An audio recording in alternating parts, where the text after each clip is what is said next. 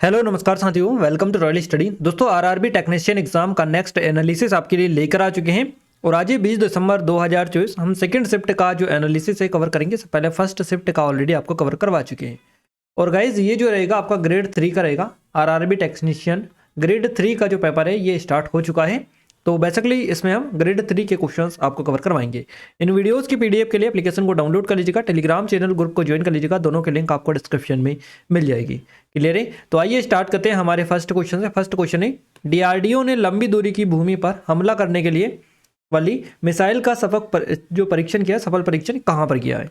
तो डीआरडीओ ने लंबी दूरी की भूमि पर हमला करने वाली जो मिसाइल है, जिसको लॉन्ग रेंज है ना लैंड अटैक क्रूज मिसाइल के नाम से जाना जाता है, LRLACM है ना। तो long range land attack cruise missile, इसका जो सफल परीक्षण किया है ये ओडिशा के चांदीपुर में किया है। ये करंट का क्वेश्चन है और आपको बताइए इसमें आपका जो ग्रेड 3 है इसमें करंट अफेयर ही आपका बनता है, बाकी जीएस बनता है ना। तो आपको याद रखना है ओडिशा के चांदीपुर में 12 नवंबर 2024 को रक्षा अनुसंधान और विकास संगठन जो है DRDO, defence research development organisation, इसने ओडिशा के तट से long range land attack cruise missile का पहला जो उड़ान है ये परीक्षण सफलतापूर्वक किया है। ये महत्वपूर्ण उपलब्धि भारत की रक्षा क्षमताओं में एक मील का पत्थर है जो स्वदेशी मिसाइल प्रौद्योगिकी में प्रगति को प्रदर्शित करती है। तो रक्षा अनुसंधान एवं विकास संगठन डीआरडीओ आपको बताइए 12 नवंबर 2024 को ओडिशा के तट पर चांदीपुर स्थित एकीकृत परीक्षण रेंज ITR से लंबी दूरी की लैंड अटैक क्रूज मिसाइल का जो पहला उड़ान है ये परीक्षण बेसिकली किया गया था। बात करें डीआरडीओ के बारे में, रक्षा अनुसंधान एवं विकास संगठन के बारे में, तो डीआरडीओ भारत सरकार के रक्षा मंत्रालय का R&D विंग है जो भारत को अत्याधुनिक रक्षा तकनीकों के साथ सशक्त बनाने की दृष्टि से है। दृष्टि देश को अत्याधुनिक रक्षा प्रौद्योगिकियों और प्रणालियों के साथ सशक्त बना रही है। डीआरडीओ जो है 50 से अधिक प्रयोगशालाओं का एक नेटवर्क है जो विभिन्न विषयों को कवर करने वाली रक्षा तकनीकों को विकसित करने में लगे हुए हैं, जैसे कि वैमानिक आयुध, इलेक्ट्रॉनिक्स, लड़ाकू वाहन, इंजीनियरिंग सिस्टम, इंस्ट्रूमेंट्स, मिसाइल, उन्नत कंप्यूटिंग, सिमुलेशन, विशेष सामग्री, नौसेना प्रणाली, जीव विज्ञान, प्रशिक्षण, सूचना प्रणाली और कृषि। तो डीआरडीओ रक्षा मंत्रालय का एक सैन्य अनुसंधान और विकास विंग है जिसका जो मुख्यालय नई दिल्ली भारत में है। इसकी जो स्थापना हुई है 1958 में 1958 में हुई थी। इसका अत्याधुनिक रक्षा प्रौद्योगिकियों के साथ भारत को सशक्त बनाने और महत्वपूर्ण रक्षा प्रौद्योगिकियों और प्रणालियों में आत्मनिर्भरता प्राप्त करने का एक मिशन है। तो डीआरडीओ ने डिप कोवेन नामक एंटीबॉडी डिटेक्शन आधारित किट विकसित की है। तो आप ये भी याद रखिएगा, हो सकता है करंट अफेयर में आपसे बन जाए। चलिए अगले क्वेश्चन की और आगे बढ़े उससे पहले ये आरपीएफ कांस्टेबल की टेस्ट सीरीज अगर आप चाहें तो डिस्क्रिप्शन में लिंक है, सिर्फ 79 के प्राइस में मिल जाइए। तो डिस्क्रिप्शन में लिंक है, जाकर चेकआउट आप कर सकते हैं, इसमें सारी चीज़ें आपको मिल जाएंगी। अगला क्वेश्चन है हमारा अंतर्द्रव्य जो जालिका है, अंतर्द्रव्य जालिका, इसका मुख्य कार्य क्या होता है? साइटोप्लाज्म के विभिन्न जो क्षेत्र हैं इनके बीच सामग्री के परिवहन के लिए चैनलों के रूप में कार्य करता है अंतर्प्रद्रव्य जालिका।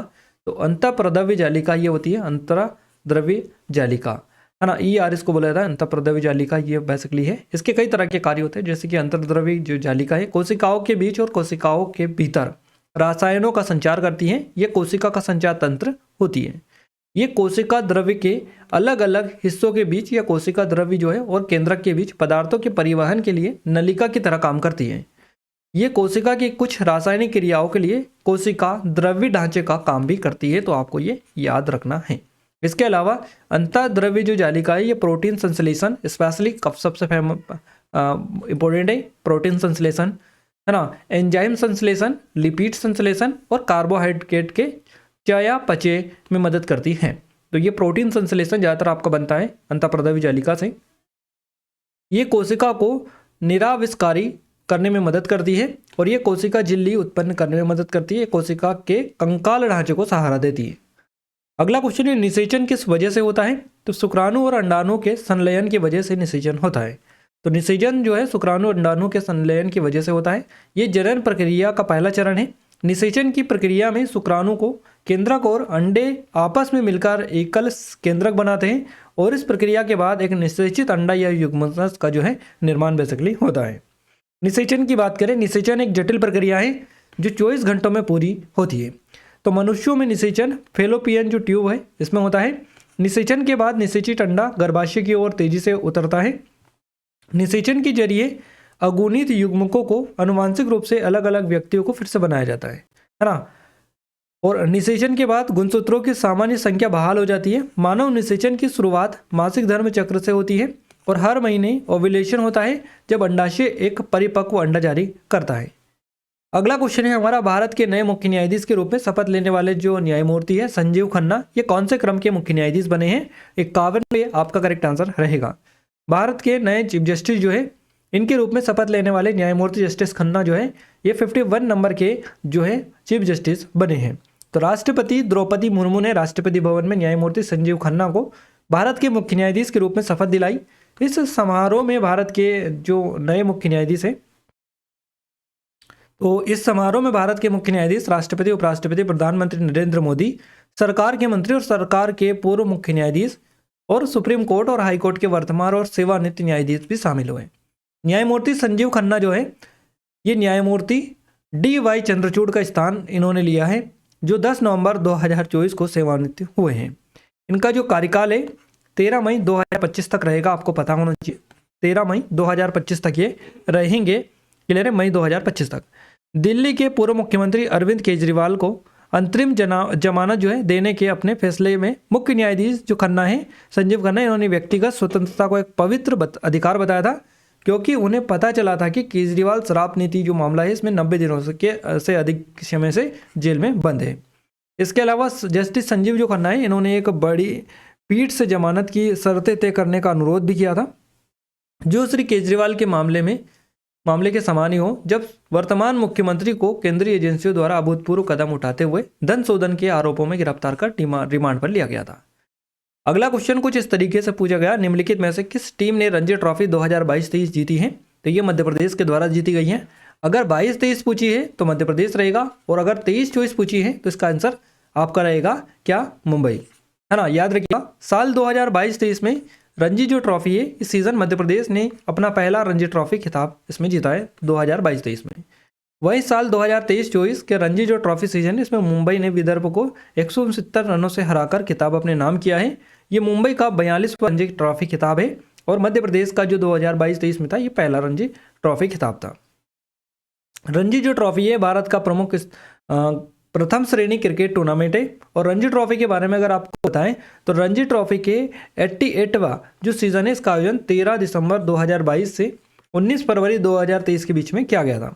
88वां सीजन, है ना। इस सीजन में सिक्किम ने पहली बार रणजी ट्रॉफी मैचों की मेजबानी की थी, और इस सीजन में नारायणन जन्नी वृंदा राठी और गायत्री वेणुगोपालन रणजी ट्रॉफी के में अंपायरिंग करने वाली पहली महिला अंपायर बनी थी।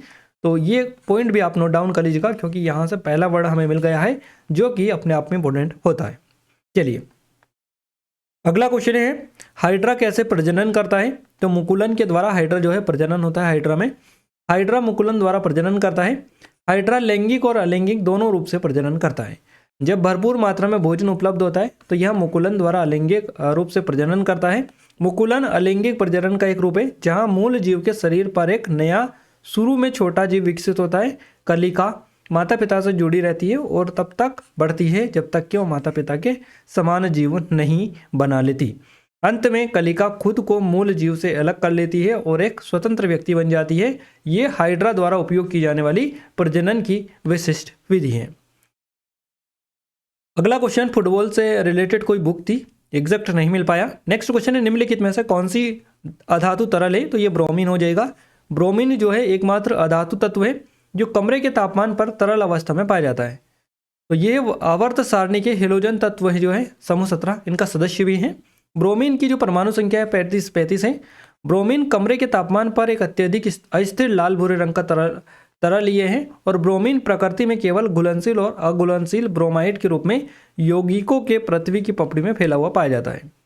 अगला क्वेश्चन कुछ इस तरीके से है कि डैश वहाँ अभिक्रिया है जिसमें दो यौगिक अपने आयनों का आदान प्रदान करके दो नए यौगिक बनाते हैं। तो द्विविस्थापन अभिक्रिया हो जाएगी ये। क्लियर है। रासायनिक अभिक्रिया की बात करें, वह प्रक्रिया जिसमें एक या एक से अधिक यौगिक अभिकारक पदार्थों से पूर्णतः भिन्न उत्पादों के रूप में बनते हैं, रासायनिक अभिक्रिया कहलाती है। रासायनिक जो अभिक्रियाएं होने पर आमतौर पर ऊष्मा, रंग या स्वरूप में बदलाव होता है। गैस का निर्गमन भी हो सकता है। एक रासायनिक अभिक्रिया प्रकृति में प्रतिवर्ती या अपरिवर्तनीय हो सकती है। द्विविस्थापन अभिक्रिया की बात करें तो एक रासायनिक अभिक्रिया है ये, जिसमें दो अणुओं के बीच दो आयनिक स्पीशीज का आदान प्रदान होता है। अगला क्वेश्चन आवर्त सारणी से था, जो एग्जैक्ट नहीं मिल पाया था। देखिए आवर्त सारणी जो है, आधुनिक आवर्त सारणी, इसमें 18 समूह और 7 आवर्त देखने को मिलते हैं। इसमें 118 तत्व हैं। प्रत्येक तालिका में एक ऊर्ध्वाधर पंक्ति होती है जिससे समूह कहा जाता है, और समूहों में तत्वों के समान रासायनिक और भौतिक गुण होते हैं क्योंकि उनके पास बाहरी इलेक्ट्रॉनों की समान संख्या होती है। तो प्रत्येक तालिका में क्षैतिज पंक्तियां होती हैं जिन्हें आवर्त कहा जाता है, और एक अवधि के दौरान रासायनिक गुणों में एक क्रमिक परिवर्तन एक तत्व से दूसरे में होता है। इसके अलावा गाइस भूस्खलन से क्वेश्चन बनाए। भूस्खलन तो भूस्खलन तब होता है जब चट्टानें और तलछट जो है ढीली होकर ढलान से नीचे लुढ़क जाती है। भूस्खलन की घटना को प्रभावित करने वाले कुछ कारकों में जैसे कि गुरुत्वाकर्षण, पानी, ढलान का कोण, जलवायु, अक्षय, वनस्पति, अतिभार, भूविज्ञान और ढलान की स्थिरता शामिल इसमें होती है। नेक्स्ट क्वेश्चन कुछ इस तरीके से पूछा गया, केरल में किस जगह पर भूस्खलन हुआ था अभी हाल ही में? तो वायनाड में ही हुआ था, ये पता होगा आपको। राहुल गांधी भी गए थे वहाँ पर। तो केरल के वायनाड जो जिला है, यहाँ पर 30 जुलाई 2024 को भूस्खलन के कारण अब तक जो है 150 लोगों के मारे जाने की पुष्टि हो चुकी है। भूस्खलन के बाद करीब 98 जो लोग थे ये लापता उस टाइम पर थे। तो ये चीज़ें हैं। अगला क्वेश्चन है हमारा, निम्नलिखित में से क्या गंधी सूचक है? तो ये वेनिला सत हो जाएगा। रासायनिक सूचक वह पदार्थ होता है जो यहाँ हमें यह संकेत देता है कि दिए गए विलयन का जो संगठन है ये अम्लीय है या फिर क्षारीय। तो संकेतक आमतौर पर अपने रंग या गंध को उस विलय के पीएच में बदलाव के साथ अपरिवर्तनीय करते हैं जिसके साथ वे मिश्रित होते हैं। तो ये चीज़ें थी, जितने भी क्वेश्चंस थे हमने आपको एक्सप्लेन कर दिए हैं पूरे के पूरे, जहाँ तक मिल पाए थे हमने आपको कवर करवा दिए। अगर आपने 3rd सितंबर एग्जाम दिया था और आप वीडियो को देख रहे हैं तो आप सभी से रिक्वेस्ट है कि वीडियो के कमेंट में कमेंट करके बता दीजिएगा क्वेश्चंस, या फिर आप टेलीग्राम पर भी कमेंट में कमेंट करके बता दीजिएगा। हम जल्द से जल्द आपके लिए वीडियोस लेकर आ जाएंगे। इन वीडियोस की पीडीएफ के लिए क्या करना है, एप्लीकेशन को डाउनलोड कर लीजिएगा, टेलीग्राम को चैनल को ज्वाइन कर लीजिएगा आप, क्लियर है, ग्रुप को। और आपको बता दें कि हमारी आरपीएफ कांस्टेबल के लिए स्पेशल टेस्ट सीरीज है जो सिर्फ 79 रुपीज़ की प्राइस पर मिल रही है। एसएससी जीडी के ये भी 79 की प्राइस पर अभी मिल रही है। तो स्पेशल ऑफर के तहत काफ़ी कम प्राइस में दी जा रही है, और स्पेशल ऑफर चल रहा है। लेटेस्ट पैटर्न पर बेस्ड है पूरी की पूरी। 500 से अधिक टेस्ट मिलेंगे। नंबर है, कोई डाउट है कुछ क्वेरी से कॉन्टैक्ट भी कर सकते हैं। पेड कोर्स में जाकर चेकआउट करिएगा, लिंक डिस्क्रिप्शन में आपको मिल जाएगी, वहाँ पर सबसे कम प्राइस में आपको मिल जाएगी। तो पीडीएफ आपको एप्लीकेशन पर मिलेगी, टेलीग्राम एप्लीकेशन दोनों को ज्वाइन कर लीजिएगा, डिस्क्रिप्शन में लिंक है। सब पहले वाली पीडीएफ अपडेट कर दी गई है। और चैनल को सब्सक्राइब नहीं किया गाइस, चैनल को सब्सक्राइब करके बेल आइकन को ऑल पर सेलेक्ट कर दीजिएगा ताकि जो भी नया वीडियो आए सबसे पहले आप सभी के पास में पहुंच पाए। तो मिलते हैं हमारे नेक्स्ट स्टडी वीडियो में, तब तक के लिए जय हिंद, वंदे मातरम।